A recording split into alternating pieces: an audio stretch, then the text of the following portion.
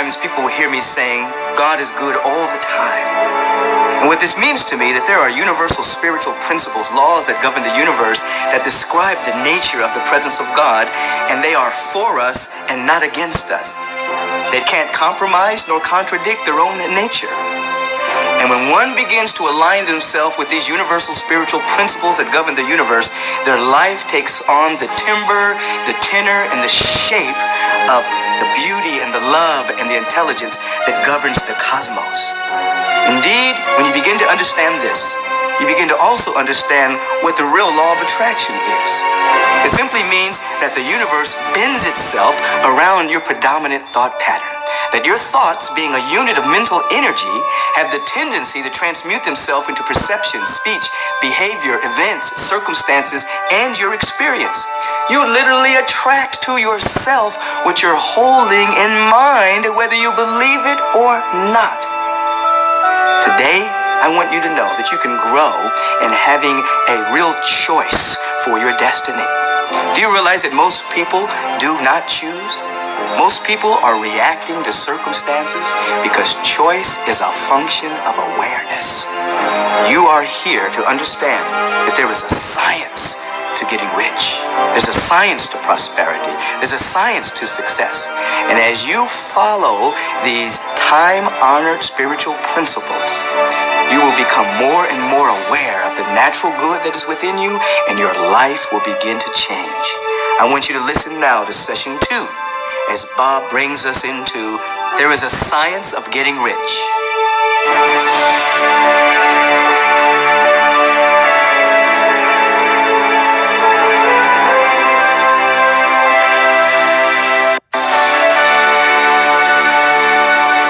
Michael's right.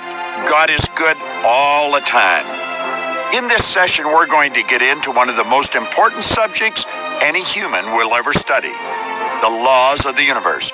And that was probably best spoken by the father of the space program, Dr. Wernher von Braun, when he said that the natural laws of this universe are so precise that we don't have any difficulty building spaceships, sending people to the moon, and we can time the landing with the precision of a fraction of a second.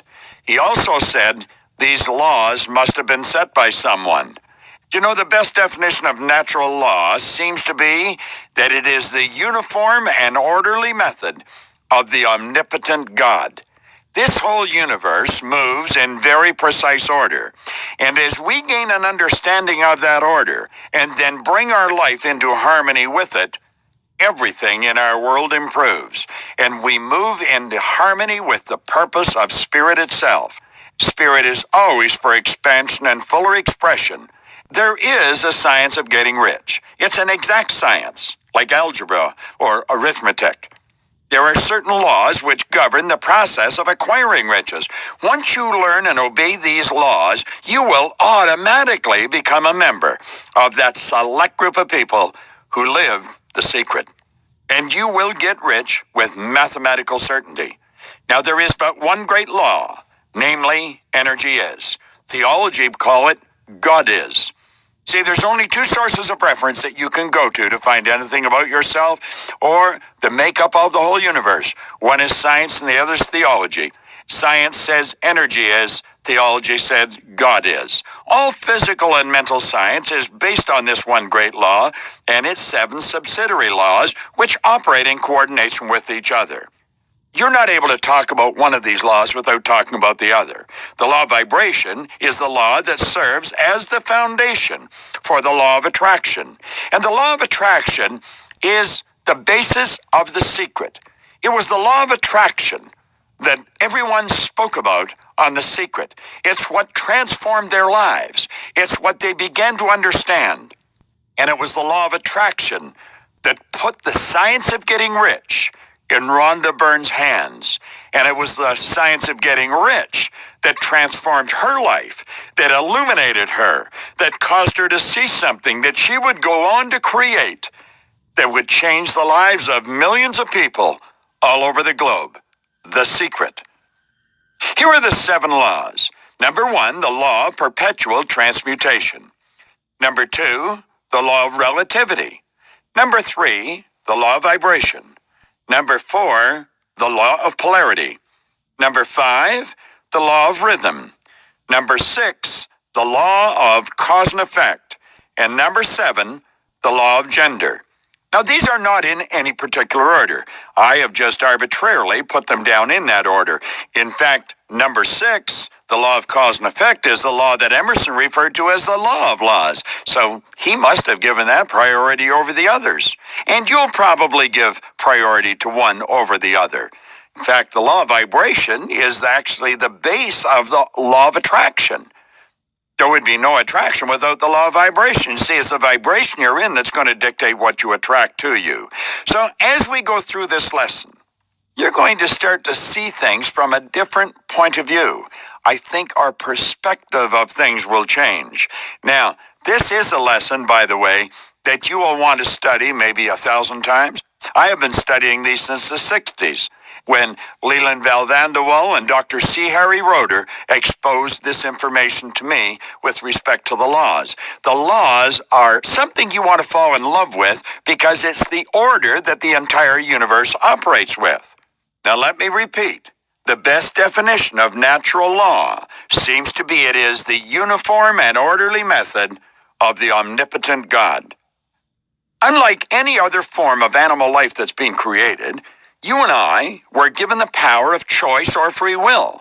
Along with this power came certain responsibilities.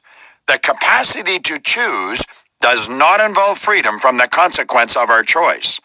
The laws or rules which govern every individual, and which we cover to some degree as we go through these lessons, are as exact as the laws that govern the material universe. You can act in accordance with these laws, or you can disregard them, but you cannot in any way alter them. The law forever operates and holds you to strict accountability, and there is not the slightest allowance for ignorance. Now, as you've witnessed in viewing The Secret, the law of attraction will deliver to you what you do not want as quickly and as certainly as it will deliver what you do want.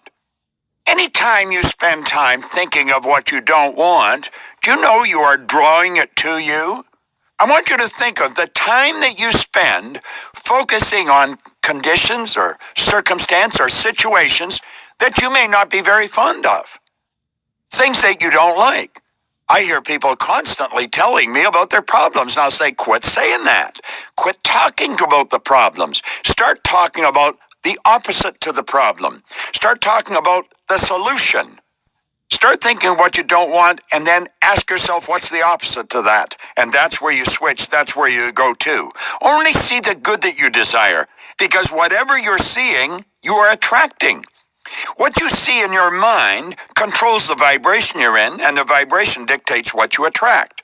Wallace Wattles went on to say, the ownership of money and property comes as a result of doing things in a certain way.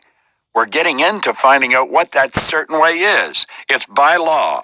Those who do things in this certain way, whether on purpose or accidentally, get rich. Those who do not do things in a certain way, no matter how hard they work or how able they are, remain poor. Now, I have mentioned various places in this program how when I started studying this material, I was unhappy, I was sick, and I was broke. And all of a sudden, everything started to change. I started to read this material. I did not understand it, but I kept reading it. And do you know my income went from $4,000 to $175,000 in a year. And then it went way beyond $1 million. And it's helped me earn millions of dollars. But here I was with an income in excess of $1 million a year. And if you asked me what I was doing, I wouldn't be able to tell you. Oh, I could tell you what I was doing physically, but there was a lot of other people doing the same things, and they weren't winning. So I didn't know what happened to me. I really didn't understand it. But I wanted to know why. Why was I winning in such a big way? Because you see, everything I had been taught from the time I was a child indicated that it wouldn't matter what I did, I would not win. I'd been taught if you don't go to school, you can't win. I hadn't gone to school. Now, I don't recommend that people don't go to school. I think you should go. I think you should get as much formal education as you can, because that shows you where to go to get information. But that's about where it stops. I was taught if you don't have experience, you can't win. Well, I had none of these things going for me, and here I was earning over $1 million in a year. And so I had to know why. And I reasoned that someone had either written this information in a book or they were speaking about it. So I made up my mind I'd read every book that was ever written if I had to, and I would go and listen to people speak about this. But today, I understand. I gained an understanding of exactly what happened in my life. I started to understand why these good things were coming to me and why some other seemingly good people weren't attracting these things. Waddles points out it's a natural law that like causes always produce like effects. Do you know all I was doing? All I was doing was helping other people earn the money I was earning. I was helping them by showing them what I was doing. I was absolutely obsessed with helping other people win. And I was saying, this is what I'm doing, listen to this. This is what I'm reading, read this. This is what I'm doing, do this. I was excited about it. I was happy when I saw other people win. What does the law say? Well, Waddles just shared that with us. It's a natural law that like causes always produce like effects. As I was helping other people, people were helping me. The more I helped them, the more people helped me. The more good I put out, the more good come back. We get into a cycle, and it's the law of circulation. Troward talked in depth about circulation, and our objective is just to put it out. Isn't that what Emerson said? The law of cause and effect was the law of laws. As you sow, so shall you reap. Energy returns to its source of origination. Now, Waddles goes on to say, therefore, any man or woman who learns to do these things in this certain way will infallibly get rich. Now, that statement is true is shown by the following facts. Getting rich is not a matter of environment. See, I wasn't in a particularly great environment. I was in the same environment that I was in when I was losing. He said if it were, all the people in certain areas would become wealthy. The people of one city would all be rich, while those of other towns would all be poor. The inhabitants of one state would all roll in wealth, while those of an adjoining state would all be in poverty.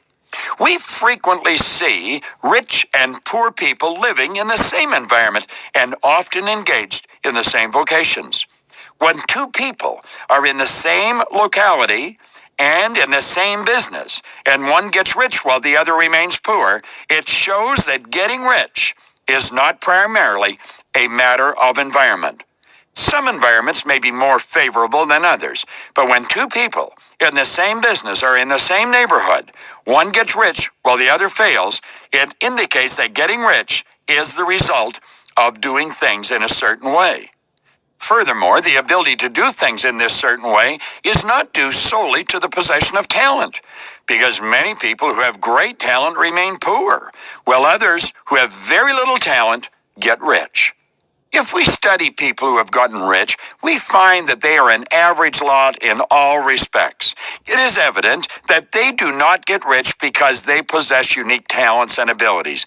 They get rich because they happen to do things in a certain way. That is one of the most beautiful truths you'll ever learn. The certain way is by law, and that's what this particular segment of this program is all about.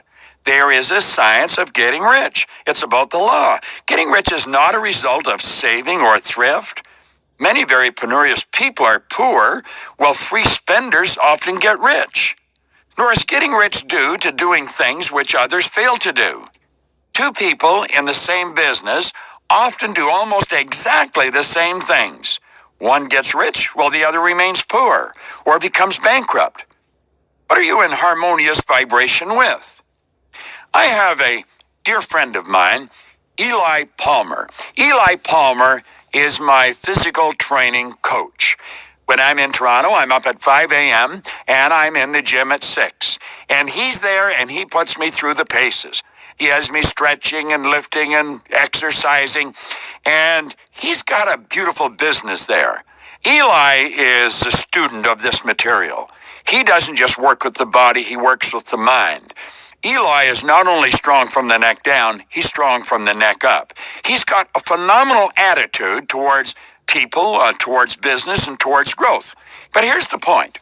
Eli Palmer's business is growing to the point it's expanding. And as I'm recording this, he is preparing to move in to a beautiful new gym. At the same time, around 5 blocks away from him, there is another gym, and it's being closed. Eli phoned me here about 2 weeks ago, and he said, you'll never guess what, Bob. He said the gym over, and he named the street, is closed. They put the lock on it. They went bankrupt today. I got thinking about that after I hung up, and I phoned him back, and I said, Eli, there's a great lesson here for you and I and anyone else that's observing what's happening. Well, one person is going out of business.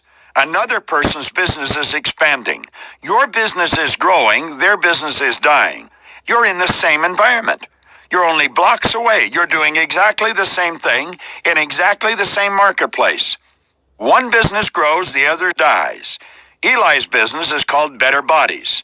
And he not only helps people develop a better body, he helps them develop a better mind. You see, he gives them what he's got. Now, I'm not quite sure what the proprietor of that other gym was doing, but whatever it is, it wasn't in harmony with the law because it went out of business.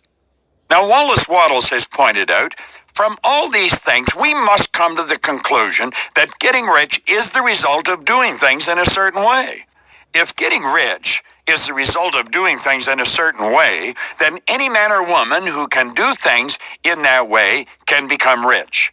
And if like causes always produce like effects, the whole matter can be brought within the domain of an exact science, and it most certainly can. When you fall in love with the idea of helping someone else, I guarantee you the universe will reward you. This magnificent program, The Secret Science of Getting Rich, has been designed to help you create abundance, opulence in every area of your life. There's not only phenomenal information here for developing your mind and moving into harmony with the law, there's a great opportunity for you to become very wealthy just through sharing this program with other people.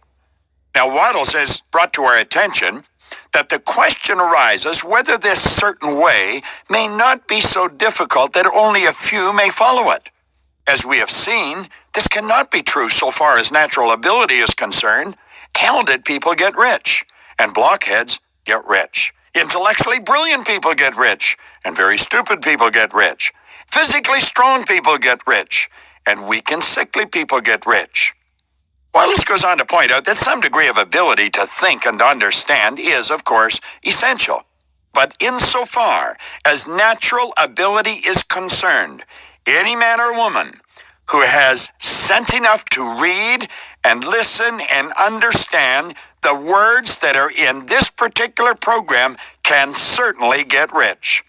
Now, although we have seen that it is not a matter of environment, location does count for something. One would not go to the heart of the Sahara and expect to do successful business. This is a very interesting point of this program. I would like to bring to your attention that this program is based on the writings of Wallace D. Wattles, who left us in 1911, but before he left us, he wrote this book in 1903. And anyone that would travel to Dubai today will see that it doesn't really matter whether it's the center of the desert or it's the heart of Paris or London or Berlin or New York or Toronto. It really doesn't matter where you are outside. What really matters is where you are inside. Dubai has to be one of the most beautiful and progressive cities that you'll find anywhere in the world today, sitting right out there in the middle of the desert. As a matter of fact, you can go skiing there in the summer. Can you imagine that? That's right. They built ski hills in Dubai in the center of the desert. Now, Wattles went on to say, though, getting rich involves the necessity of dealing with people and of being where people are to deal with. But that is about as far as environment matters. If anybody else in your town can get rich, so can you. If anybody else in your state can get rich, so can you.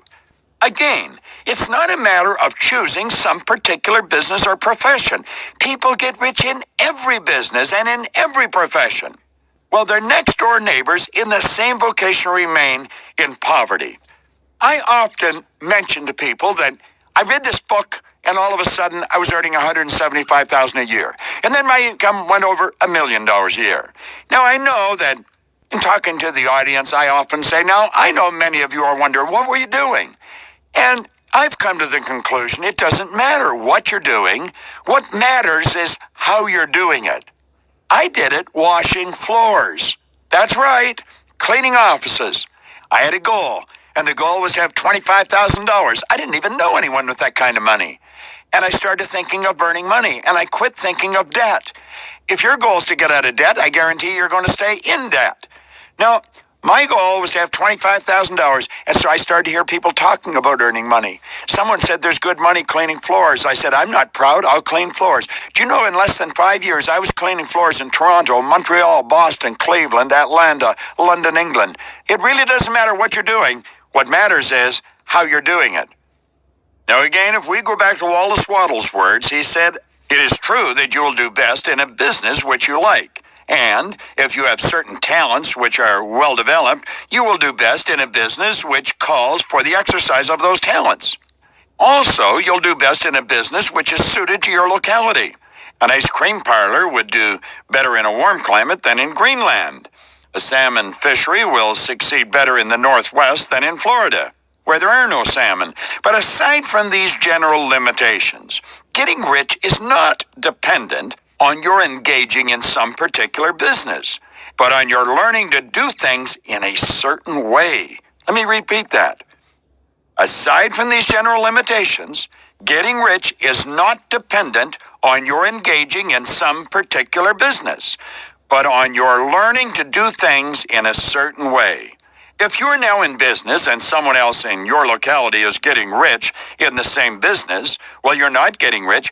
It's because you're not doing things in the same way that the other person is doing them. The secret is being demonstrated here. Lack and abundance are in the same locality.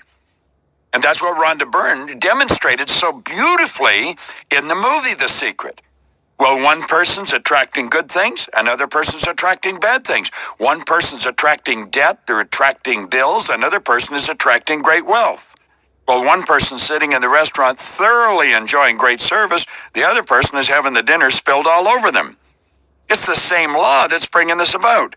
No one is prevented from getting rich by lack of capital. True, as you get capital, the increase becomes more easy and rapid. But no matter how poor you may be, if you begin to do things in a certain way, you will begin to have capital. You'll attract it.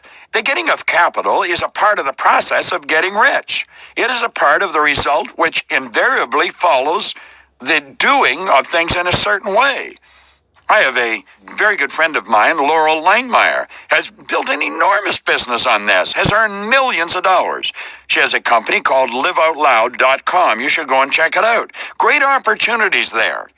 Now, you may be the poorest person on the continent and be deeply in debt. But if you begin to do things in a certain way, you must infallibly begin to get rich. Because like causes, always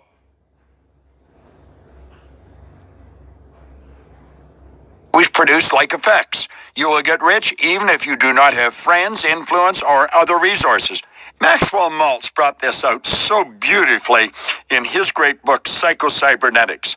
And if you feel you have an image problem or if you have possibly low self-esteem, go buy Maxwell Maltz's book. It's been out since 1960, Psycho-Cybernetics. There was a gentleman that called on Dr. Maxwell Maltz and told Maltz that he was bankrupt, ruined, and disgraced. And Maltz said, now hold on a minute. The fact is you're bankrupt. It's your opinion that you're ruined and disgraced. See, people can make mistakes. They can lose everything they've got. But if they have the proper image and if they have the awareness of these laws, they will go right back up again. If you have no capital, you can get capital. If you are in the wrong business, you can get into the right business. If you are in the wrong location, you can go to the right location. You can do so by beginning in your present business and in your present location to do things in a certain way which causes success. Now think about that. What causes success. Doing things in a certain way. Living in harmony with the law.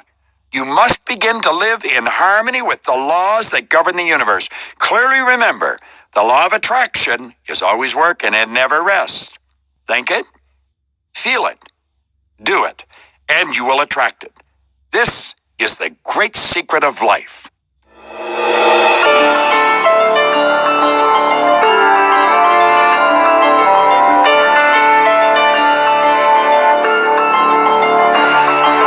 Now let me ask you a couple of questions on this segment of The Secret Science of Getting Rich. What law causes the attraction of money? That's a good question. And if you've watched The Secret, you'll instantly know. Now, of course, if you haven't watched The Secret, you could have a problem with this. Maybe you should stop this and go and watch The Secret again. Maybe you should do that anyway. Here's the second question. Explain why attraction works. Do you ever remember seeing a good-looking guy or a pretty girl and boom, you just feel like you're magnetized to them? That's attraction. Explain how and why attraction works. Here's the third one. Explain why getting rich is not a matter of environment.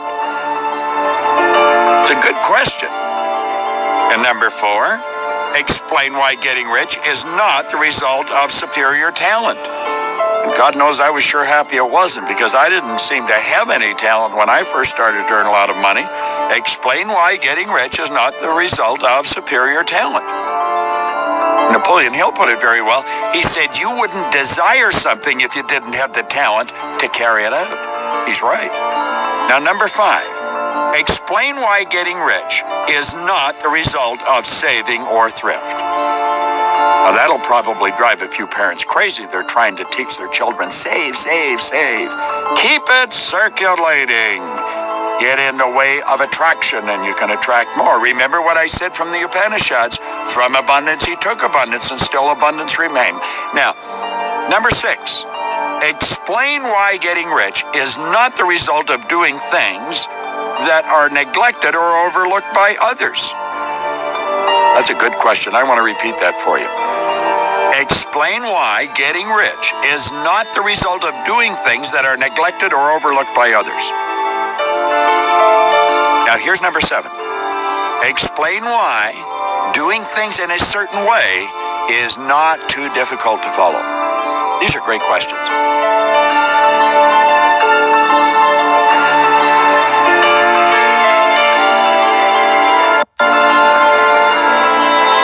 All right, now that we've covered the questions, let's dig into the laws in some depth. In this program, The Secret Science of Getting Rich, in the second session, what we're dealing with primarily are the laws of the universe. Now, I'm going to touch on each one of the laws, and I just hit on a couple of points, and then we're going to go into each one of the laws in greater depth. The first one that we touch on is the law of perpetual transmutation.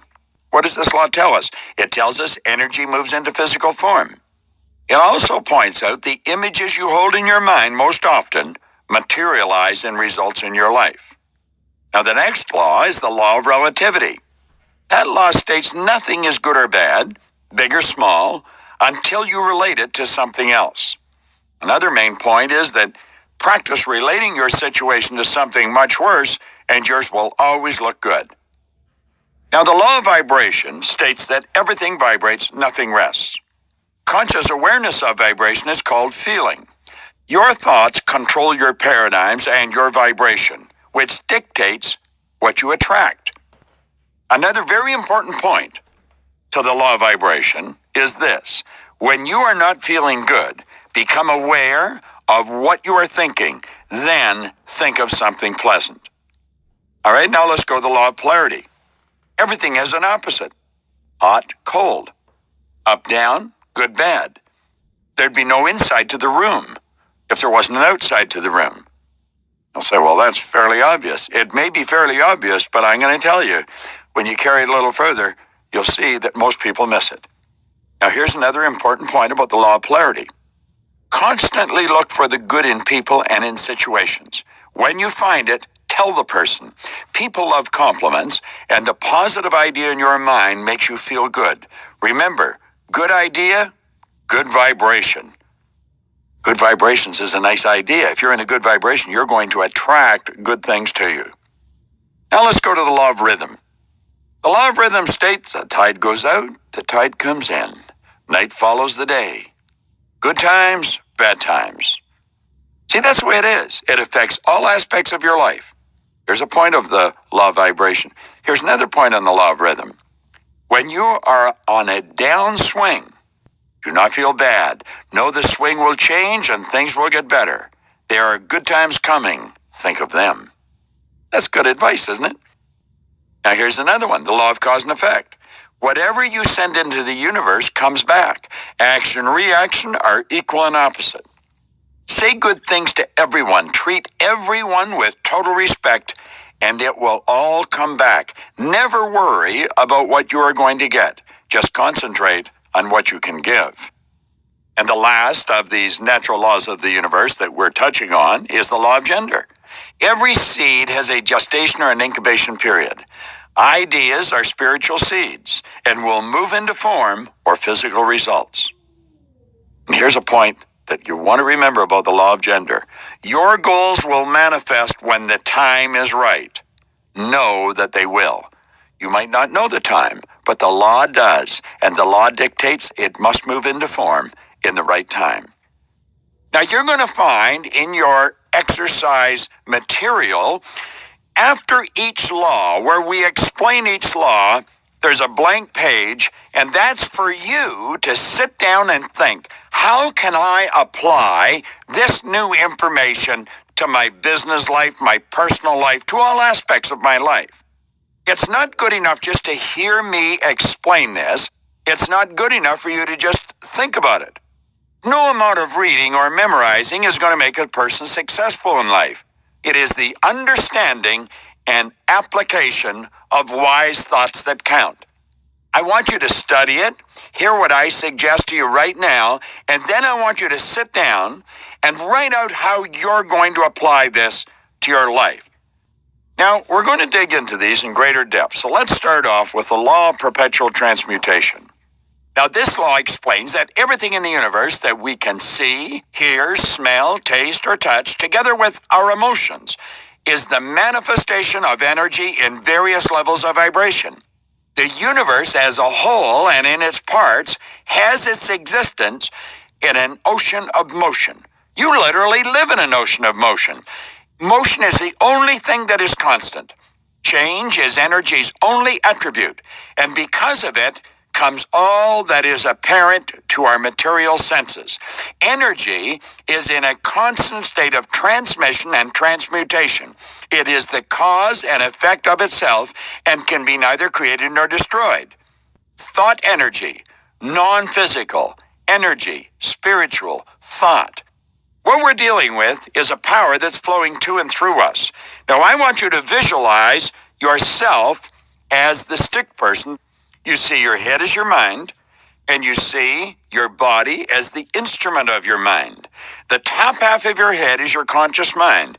Now, I want you to visualize energy flowing into your conscious mind, and you build thoughts and bring them together, and you build ideas. Now, that is energy that's beginning to take form. You take that energy and you impress it upon your subconscious mind. See, the law explains that non-physical levels of life is always moving into physical form. The physical level of life is the manifestation of the non-physical. So we've got the idea, which is nothing but thoughts brought together. That's what an idea is. It's a thought or a collection of them directed towards a purpose. So we brought this non-physical energy into form. We impress it upon our subconscious mind. Now, emotions are expressed with and through the body. The body is moved into action, which produces the results. Now, it's the ideas in the subconscious mind that cause those emotions, that set up that vibration. And the vibration is expressed in action, and that energy has literally moved into form in physical results. This law explains the creative process. It also explains prayer. Prayer is the movement that takes place between spirit and form. Now, your ability to earn money is directly and indirectly affected by the manner in which you work with the law. Insofar as money is concerned, how do you plan to work with each of these laws? What changes will you make? Now, these are the things I want you to sit down and write out on a sheet of paper. We've provided a space for it, but grab any sheet. If you're listening to this and you're laying out on the beach, start writing it in the sand if you want. But start to get mentally and physically involved in how you can take this law of perpetual transmutation and work with it. Understand this. Something is moving into form in your life as I'm speaking. Something is moving into form in your life right now, and it always is. Well, you can dictate what's moving into form. You take a look at the results you've got and understand that you brought them into being and you can change them. Now, this is where the law of perpetual transmutation comes into play in our life. Now let's take a look at the law of relativity. In the study of this law, we find that all things are relative. All laws are related to each other and correspond with each other. The laws of the little are the laws of the great. There is no big or small, fast or slow, except by comparison. And this is a beautiful thing to know.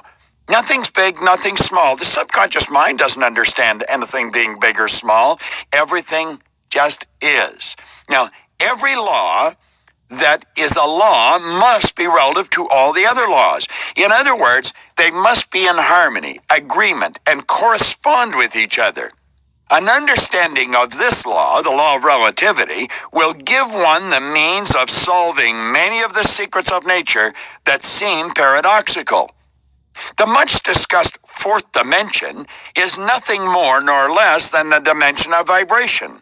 Again, all rates of vibration are either high or low, only by comparison with those above or below them. Whenever this law is properly used, you win. Let's remember that everyone does something better than you, and likewise, you do something better than every person you meet. When you relate something you do that you are not proficient at to something another person does that they have mastered, you're not going to look good. You're using the law against yourself. Begin using this law to heighten your self-esteem, to increase the image that you hold of yourself. You'll then become aware of how special you are in the light of truth. Build this picture in your mind. Just close your eyes for a moment. And I want you to imagine 3 blocks in front of you, 3 square boxes. We've got a little box, we're going to call that A. Now sit beside it, a one that's about twice its size, and we're going to say it is B. Now take another one and put it beside it, and twice the size of B, and we're going to call it C. When you look at B, the one in the middle, and you relate it to A, the smaller box, B looks big. However, when you relate B to C, the bigger box, B looks small. The obvious truth is that B is neither big nor small. B just is. We make B what it is by virtue of how we work with the law. Everything in life just is. We make it what it is. Make a habit of using this law to your benefit. When you look at your results, don't relate your results to someone that's starring in that area. Relate your results to what you want, and understand if they're not what you want, you can change them. You've got godlike ability. You can improve anything. Take a look at anything you've got. It's neither good or bad. If you put yourself down, you're going to end up very despondent. Quit doing that. Every result just is. There isn't anything good or bad. You could take the worst situation you've got, and it probably isn't that bad. I'll frequently ask people when they're talking about maybe leaving a job where they think their security rests, when it really doesn't, but they're afraid something bad will happen. And I said, well, let's look at it. And I said, do you know anybody that's starving to death? I said, I know people are starving. Do you know anybody? And they'll say, no. I said, do you know anybody sleeping on the street tonight? And I know people do sleep on the street, but do you know them? And they say, no. And I say, well, do you think you'll ever starve to death? Well, no. Do you think you'll ever end up sleeping on the street? No. Well, then, what are you afraid of? Just look at your situation and know that you can improve it and know that you will improve it. You see, our problem is we invoke these laws the wrong way. Rather than invoking them in such a way that we make ourselves feel good, we invoke them such a way so that we make ourselves feel bad. Let's understand that every condition, every circumstance, every situation in your life, every result you're getting, it just is. It's neither good nor bad. It's neither big nor small. It just is. And you can change what is because you're a creative being. And you know something? You can change it by law. Just understand the laws. Makes sense, doesn't it? The next natural law that we want to take a look at is the law of vibration. We're referring to this as the law of vibration and attraction. Attraction is a result of the vibration you're in. It's attraction that you really want to develop an understanding of, and its foundation is vibration. I'm of the opinion that you will never really master selling if you do not understand the law of vibration. A doctor will never really understand health until he has a good, clear understanding of vibration. All communications is based on the law of vibration. Everything in the universe vibrates. Nothing rests. We really do live in an ocean of motion. Now, this law truly contains the great secret of life. You are always moving towards something, and it is always moving toward you. It's action and attraction. This is where your intuitive factor is used, or should be. You can use it to pick up another person's vibrations. When you consciously become aware of vibrations, you call them feelings. When you feel bad, you can change your feelings by thinking good thoughts. When you pick up a bad feeling from another person, you know they must be thinking disturbing thoughts. You must not let their negative vibration or their negative energy affect your way of thinking. Your thoughts are vibrations that you send off into the universe. When you concentrate, the vibrations are stronger. Your thoughts are cosmic waves of energy that penetrate all time and space. Thought is the most potent vibration, and remember that you can think. That makes you a very special creation, God's greatest masterpiece. You should always be delighted with yourself. All creation begins in thought. Your thought controls the vibration your physical body is in. Dis-ease is a body not at ease. Health is a body at ease. Now, here's a few points you want to consider. The conscious awareness of vibration is referred to as feeling. Therefore, when you say, I feel bad or I feel great, you are declaring that you are in either a negative or a positive vibration. Another point is mind is movement. The law of vibration decrees that everything moves, nothing rests. Now, the brain is the instrument you use to move your entire being into a different vibration. The brain is your vibratory switching station. Your brain will not think, but you think with your brain. Your brain is something that you have to use to improve your life. When you say you think, or you say you are thinking something, what you are really doing is choosing to activate certain brain cells. They, in turn, affect your central nervous system, and you move into whatever vibration those particular cells govern. The law of attraction immediately goes to work, delivering whatever you are thinking about. Here's the last point I want to focus on. Brain cells are where you store mental pictures or images. If the cells you activate have sad or negative images, you will move into a negative vibration and feel bad. If they have happy images, you will move into a positive vibration and feel very good. Choose happy pictures, and you must feel good. Vibration is everything. The sound of God evolves through the law of vibration. Ignore logic and follow that gut feeling. God is speaking to you. You know, it's been said that prayer is where we talk to God. Our intuitive factor is how we pick up God talking to us, and it's all done through vibration. Isn't that beautiful? Now, here we go with the next great law, the law of polarity. I love this law. I want you to go back and image yourself as the stick person. See, your head is your mind, and everything from the neck down is being the body. Now, let's put that imaginary horizontal line from ear to ear. Now, just off to the left of your head, put a negative sign. Just off to the right, put a positive sign. You can put the negative on the right side and then positive on the left if you want.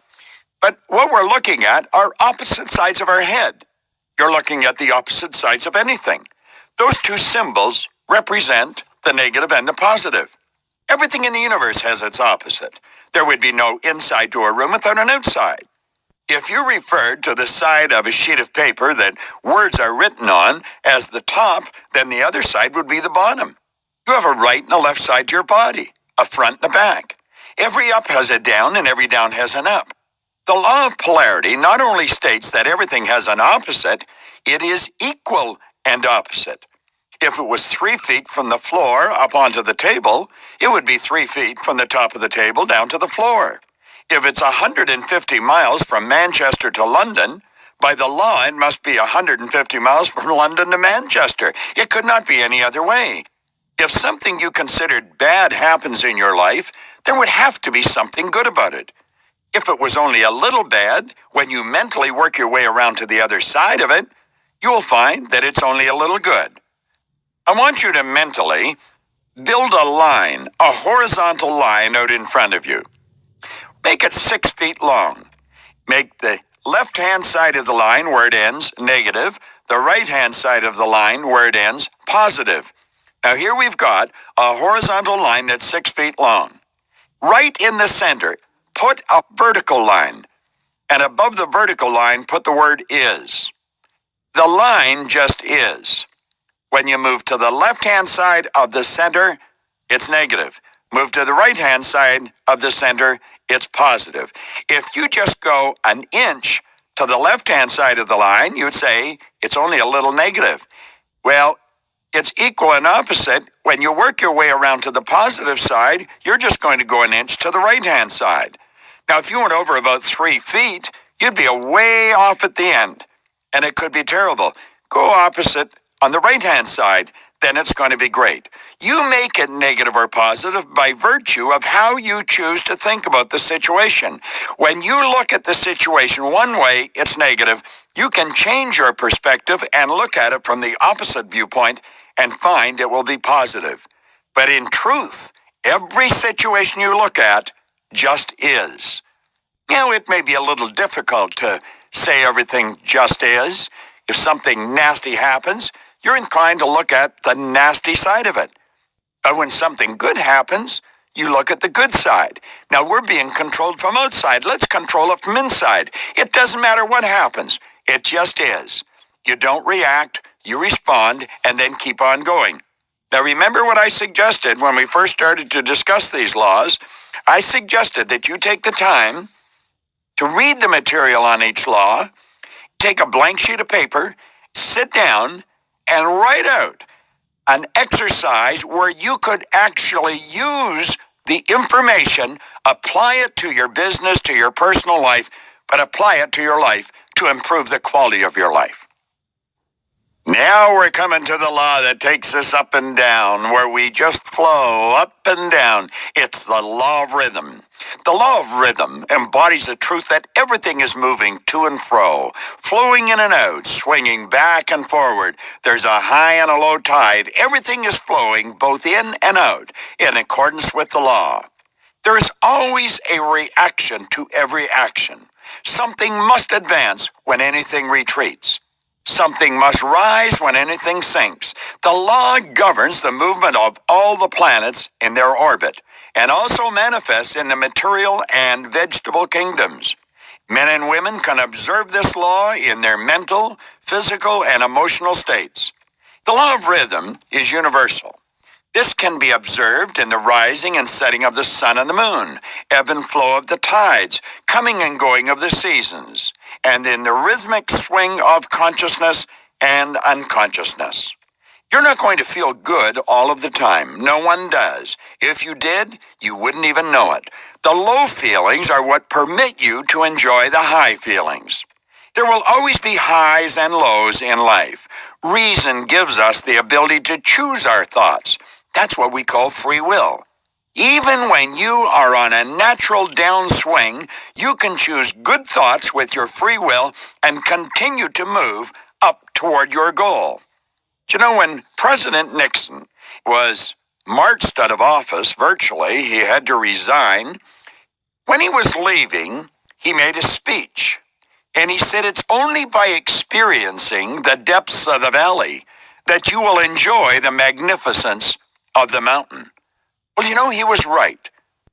Everyone experiences low points, but it's because of those low points that we are able to enjoy the high points.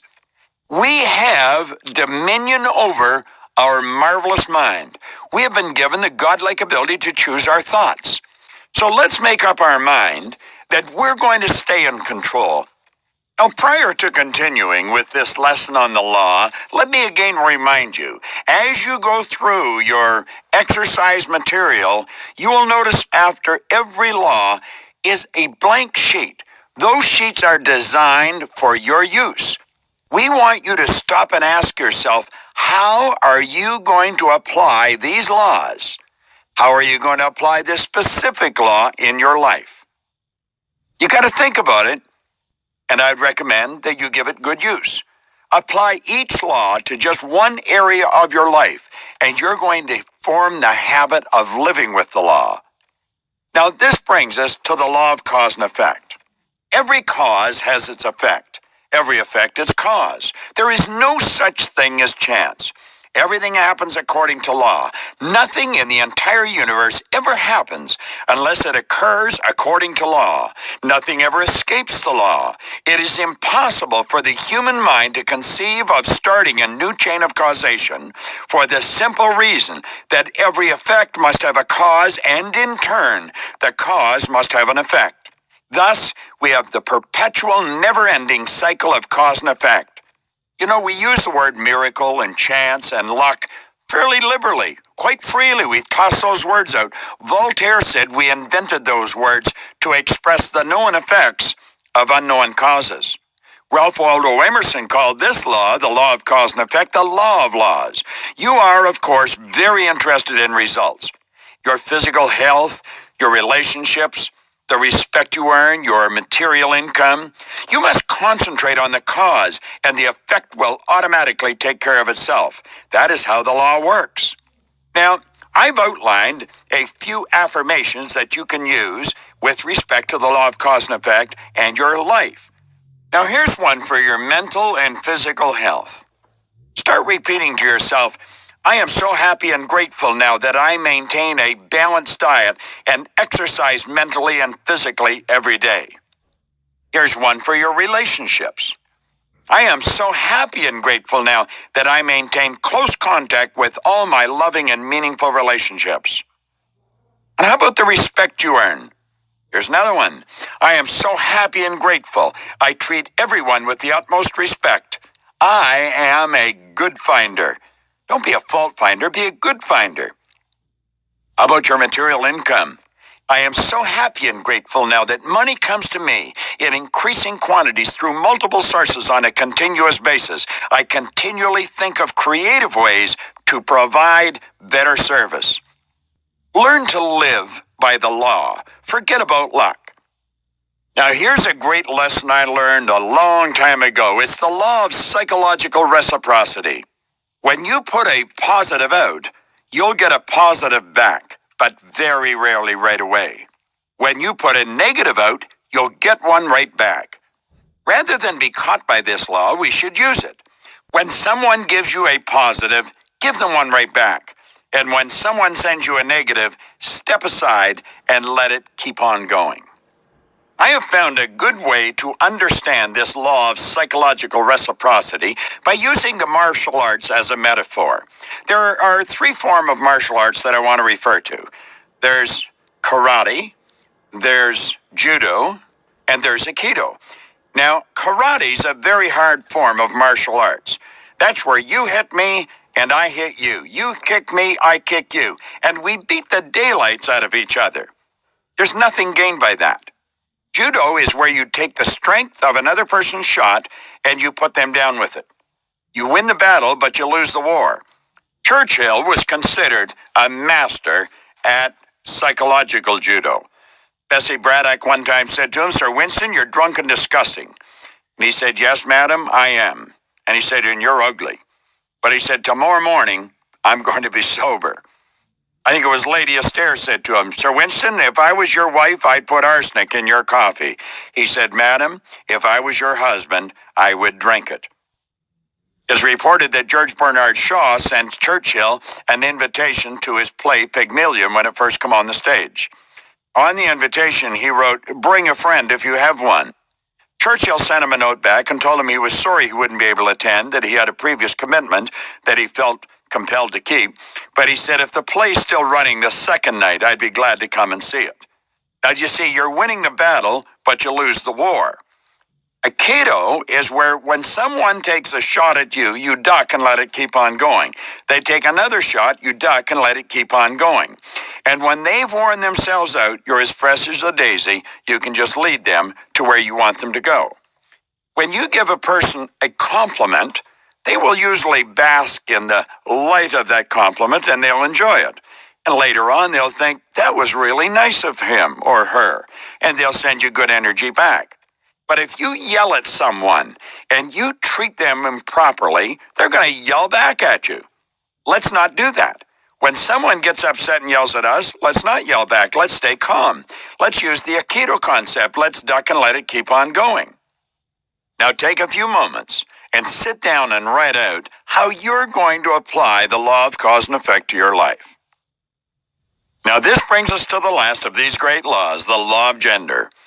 Understanding of this law makes life so much better. Misunderstanding of this law causes many people to feel that they failed when really they just didn't finish the job. The law of gender manifests in all things as masculine and feminine. It is this law that governs what we know as creation. The word creation is often erroneously used, for in reality, nothing is ever created. All new things are merely the result from the changing of something that was into something else that now is. The law of gender manifests in the animal kingdom as sex. It also manifests in the mineral and vegetable kingdoms. Without the dual principle of male and female in all things, there could not be a difference of potential, perpetuation of motion, nor regeneration. This law is one which finally closes the cycle and completes the circle of the 7 subsidiary laws under the one great law, energy is, or God is. This is in truth the creative law. This law decrees that everything in nature is both male and female. Both are required for life to exist. This law also decrees that all seeds have a gestation or an incubation period before they manifest, and it's worthwhile noting that ideas are spiritual seeds. In other words, when you choose a goal or build the image in your mind, a definite period of time must elapse before that image manifests in physical result. Be patient. All ideas move into form in the right time. If you've set a goal, you set the goal in the present tense. You've already got it on an intellectual level the second you think of it. As you turn it over to your emotional mind, you've already got it on an emotional level. You can share it with me intellectually through words, gestures, or writing. You can share it with me emotionally through vibration. The only thing you are not able to do is enjoy it yourself on a physical or a material plane, or share it with somebody else on the physical plane. Since most people live strictly on the physical plane and just live through their senses, when they do not see the manifestation or the physical manifestation of it, they think it hasn't happened. It's happening. It's not a matter of hasn't happened, it's happening. And it will continue to happen as long as you hold the image in your mind. Now, the only thing you don't know is how long it's going to take you to reach the goal, or how long it's going to take that idea to move into form. That's the gestation or the incubation period for this spiritual seed, which an idea is. So we guess at the length of time it will take us to reach the goal, or we're guessing at the gestation period. Now, usually, as a rule, we will almost always guess pretty close to the time. I have seen people guess right to the day, but frequently will miss by a mile. I have seen me miss by a year. I've seen me miss by a month. But I'll tell you this, I knew I hadn't missed. If the date came that I had set for me to reach the goal, and the goal had not materialized, I just knew that I had chosen the wrong date. I gave myself an extension and keep on going, and that's what I want to recommend you do. Take a few moments and sit down and really think about this. Ask yourself how you're going to apply this information to your life. All right? Hopefully you've got that done. Now let's go to the last exercise that I would like you involved in this particular session. There are a number of great lessons in this particular segment of the program. What 3 lessons stand out most in your mind, and how will you begin to employ them so you will benefit from the secret in a greater way? Now go ahead and write out those 3 lessons, and I'll see you in the next session. This is Bob Proctor, and thank you. Hello, this is Jack Canfield, and I'm going to suggest that you spend extra time on this particular session. I want you to dig into the exercise pages in your Secret Science of Getting Rich guide.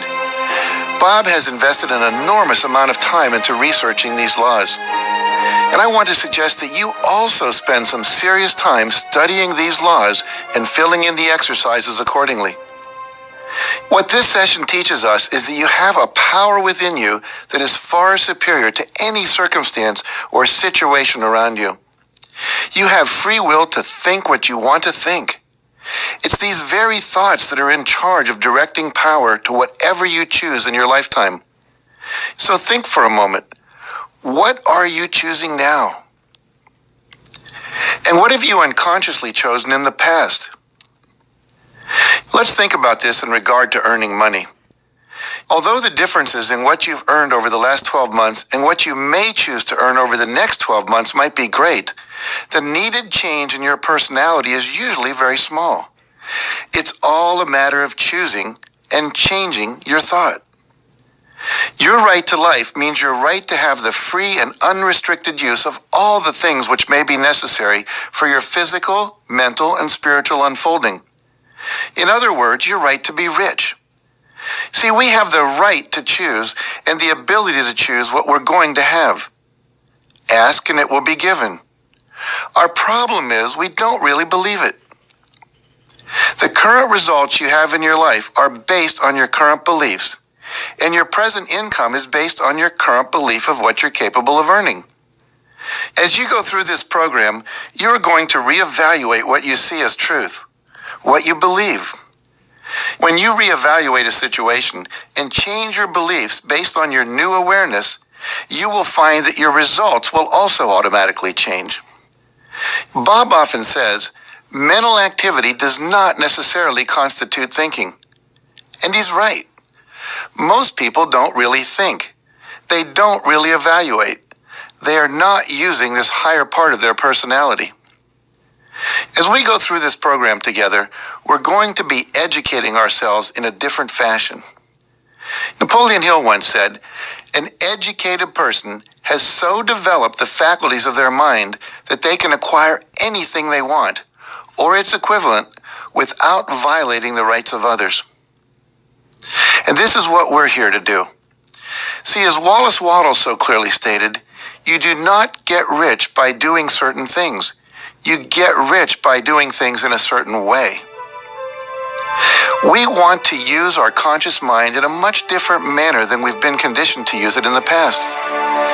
No longer are we going to let whatever comes down the pike simply enter and fill our mind. We are going to learn to use our mind more effectively. And while some of these new ideas might initially be foreign to our way of thinking, we know that they are lawful thoughts. Everything that comes to us by law. And once we understand these laws and use them consciously, we can create anything we want. By first evaluating and then thinking in a certain way, riches will invariably come to all of us. It's the law.